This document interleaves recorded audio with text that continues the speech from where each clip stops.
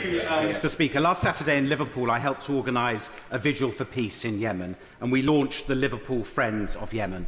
The scale of the humanitarian crisis is truly appalling, with thousands killed, 3 million acutely malnourished, and as the motion says, a country on the brink of famine. Over 21 million Yemenis require humanitarian assistance. 21 million people, 80% of the Yemeni population. Over 1 million children are internally displaced and more than 14 million in need of basic health care. I want to pay tribute to DFID and to the government for the work that is done in humanitarian relief. £100 million, a serious commitment by this country, particularly at a time when the UN appeal is, according to the latest figure I've got, only 47% fulfilled at the moment. I also pay tribute to the many NGOs that do absolutely fantastic work in relieving this appalling crisis in Yemen. I give way to my honourable friend. I'm grateful to the honourable gentleman. Would he perhaps agree with me that if there was more population flows over towards this part of the world, then we might be taking the crisis in Yemen more seriously? My honourable friend is absolutely right. Many people describe this as a forgotten crisis, though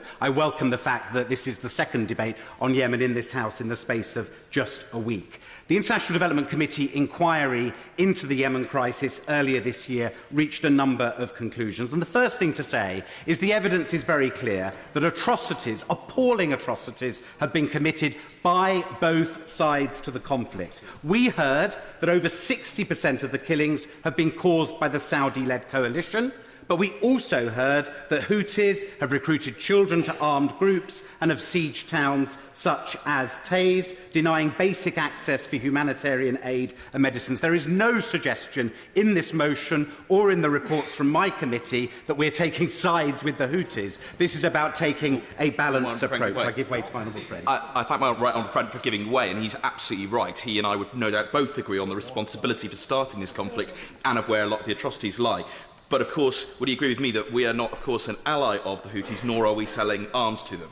My honourable friend is absolutely right, and I shall come to those matters now. It is absolutely clear that negotiations and a peace process are needed. It's absolutely clear that we need a ceasefire that lasts, and it's absolutely clear that humanitarian work and civilian protection must be prioritised. The International Development Committee started from the point of view of a humanitarian crisis, but as we took evidence, it became clear that you simply couldn't divorce the humanitarian position from the alleged violations of international humanitarian law by both sides, and in turn you couldn't then divorce the position from the fact that we are arming one of those sides. There are very widespread reports of violations of international humanitarian law. The UN expert panel documented 119 such cases. Both Amnesty International and Human Rights Watch have documented substantial numbers of cases. And the government, I think, have been rather dismissive of the evidence from those organisations. Safer World told us, and I quote,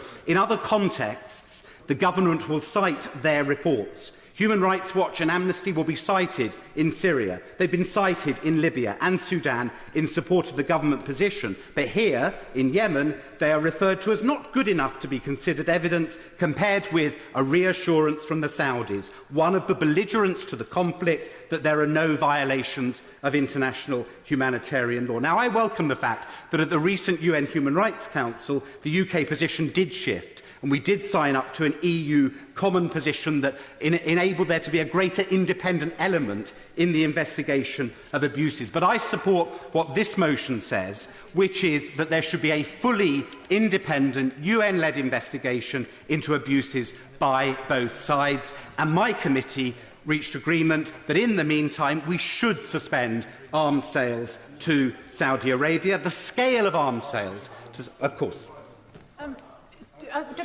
Thank you, Mr. Speaker. Just on that point, I sit on the International Development Select Committee along both sides. I think it's fair to say that as a committee member, what we said was for the matter of arms sales to actually go to the Cake Committee, not to suspend at that stage. The Honourable Lady is an excellent member of the committee, and she is right that in our earlier report we did indeed say that, but in the later report in September, after the cake discussions, we then agreed a report jointly with the then BIS committee, which did advocate that there should be suspension of arms sales whilst the independent investigation was undertaken. I want to finish with this point, Mr. Speaker, and the clock seems to be being rather generous to me, and I thank the clock for that. The Chair of the Foreign Affairs Committee. Human forces involved as well. Even more grateful to those human forces.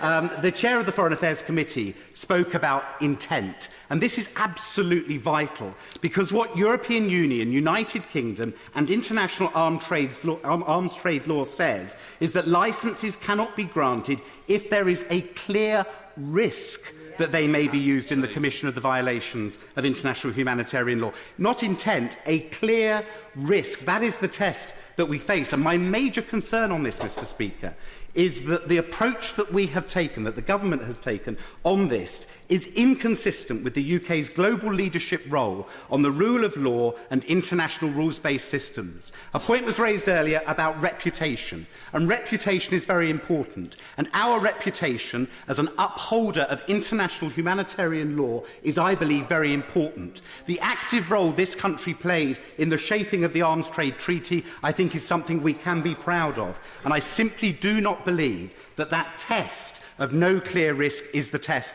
that is being applied. So I agree with colleagues on all sides of this debate who've said we want a ceasefire, we want a political process, this is a conflict that will be settled diplomatically, not militarily. But crucially, the reason I support the motion before us today is that I really do believe we need a fully independent, UN-led investigation into all of these appalling alleged violations of international humanitarian law on both sides.